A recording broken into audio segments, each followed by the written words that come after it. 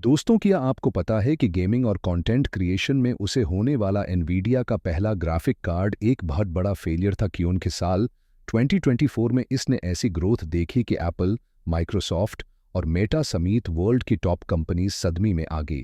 क्यों एनवीडिया की वैल्यूएशन सिर्फ 180 दिन के अंदर $1 ट्रिलियन से बढ़कर $2 ट्रिलियन हो जाती है और 2 से 3 ट्रिलियन तक पहुंचने में इसी 96 टन का समय लगा, जो अब तक की देख की गई सबसे बड़ी ग्रोथ थी। कि उनकी इस सफर को तय करने में एप्पल को 344 दिन और माइक्रोसॉफ्ट को 945 दिन का समय लगा।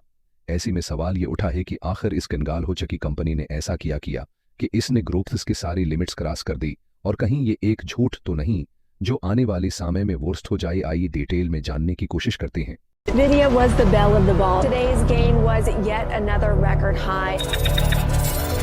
NVIDIA Core is on the verge of becoming the 9th company in history to reach a market value of $1 trillion club. The company's share price jumped as much as 26%. तो दोस्तों, एनवीडिया की कहानी शुरू होते ही साल 1993 में जब जुरासिक पार्क नाम की एक हॉलीवुड फिल्म रिलीज होती है। इसमें CGI यानी कंप्यूटर जनरेटेड इमेजरी का इस्तेमाल किया गया था, जिसकी मदद से लोगों ने पहली बार विलुप्त जानवर हो चुकी डायनासोर्स को बड़ी स्क्रीन पर देखा। ये लोगों के लिए एक बिल्कुल नया एक्सपीरियंस था और इसीलिए ये मूवी स्टैंड हिट साबित हो जाती है। अब इस तरह की फिल्मों का क्राज़े बढ़ने लग जाता है एंड उसी दौरान एक Taiwanese American electrical engineer Jensen Huang को लगता है कि फ्यूचर में ग्राफिक्स बेस्ड कंप्यूटिंग बहुत पॉपुलर होने वाली है। इसलिए वो 5 अप्रैल 1993 को अपने दो दोस्त क्रिस मालाचौस्की और कर्टिस प्राइम के साथ मिलकर एनवीडिया की शुरुआत करते हैं। शुरुआत में इस कंपनी के पास टोटल $40,000 का फंड मौजूद था, लेकिन जल्द है वो R&D और प्रोडक्शन में ख़त्म हो जाता है और उनके पास अब इतनी भी पैसे नहीं बची कि वो इस कंपनी को रून कर सकें। इसलिए उन्होंने इन्वेस्टर की तलाश करना शुरू कर दी और यहाँ उनकी मदद करता है सीक्वोया कैपिटल, जिससे एनवीडिया को $20 मिलियन की फंडिंग मिलती है, लेकिन एक धमकी के साथ। जी हाँ, फंडिंग देते वक्त सीक्वोया कैपिटल के फाउंडर डॉन वैलेंटाइन ने वार्निंग दी थी कि अगर मेरे पैसे बर्बाद हुई तो मैं तुम्हें मार डालूंगा, और बदकिस्मती तो देखो कि सच में पैसे बर्बाद हो गई। एक्चुअली 1995 में एनवीडिया ने अपना पहला प्रोडक्ट रिलीज किया, जो कि एक ग्राफिक्स एक्सक्लेरेटर NV1 को रिलीज किया था, जो कि एक बहुत बड़ा फेलियर था, क्योंकि एक तो इसका आर्किटेक्चर बेकार था, जिसके चलते ये सिर्फ लिमिटेड हार्डवेयर और सॉफ्टवेयर के साथ काम करता था।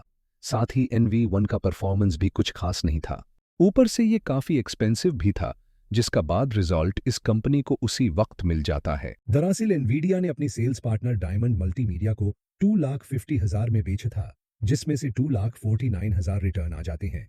यानी मुश्किल से सिर्फ 1,000 ग्राफिक्स एक्सक्लेरेटर बकी थी। फाउंडर्स को एक झटका लगा। इस फेलियर के बाद ये कंपनी फिर से फाइनेंशियल क्रैशेस से गुजरने लगती है, क्योंकि उसने सारा पैसा NV1 में ही लगा दिया था। साथ है इस प्रोडक्ट के फेलियर के बाद उन पर प्रेशर बढ़ने लगता है कि वो जल्द ही नई इन्वेस्टर की तलाश करें या किसी दूसरी कंपनी के लिए एक नई प्रोजेक्ट पर काम करें।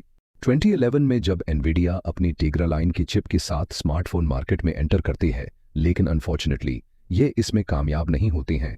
पर इतनी चैलेंजेस फेस करने के बाद भी कुछ सेक्टर्स ऐसी थी जिसमें एनवीडिया जीत हासिल करता जा रहा था।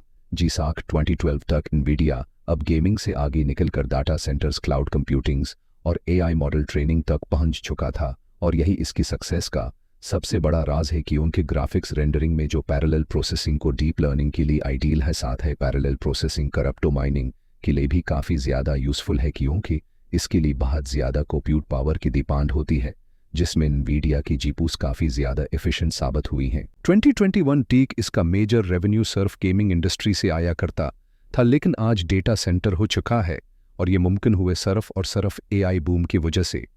दिसंबर 2022 में जब ChatGPT को पब्लिक किया गया, तब लोगों को पता चला कि AI क्या कर सकता है, और मज़े की बात यह है कि ChatGPT में भी एनवीडिया के हिगुपूस उसे किए गई हैं। यही रीज़न है कि एनवीडिया की वैल्यूएशन सिर्फ 180 दिन के अंदर 1 ट्रिलियन से 2 ट्रिलियन तक पहुंच जाती है, और इसके बाद सिर्फ 96 दिन के अंदर इसने 2 से 3 ट्रिलियन की वैल्यूएशन तक पहुंचकर इतिहास रच दिया था। आज एनवीडिया 80% मार्केट पर कब्जा कर रखा है। एनालिटिक्स का मानना है कि एनवीडिया पहले ऐसी कंपनी है जो $5 ट्रिलियन की वैल्यूएशन को टच कर सकते हैं। जी की वीडियो में इतना ही, मिलती हैं किसी नेक्स्ट वीडियो में। बाय।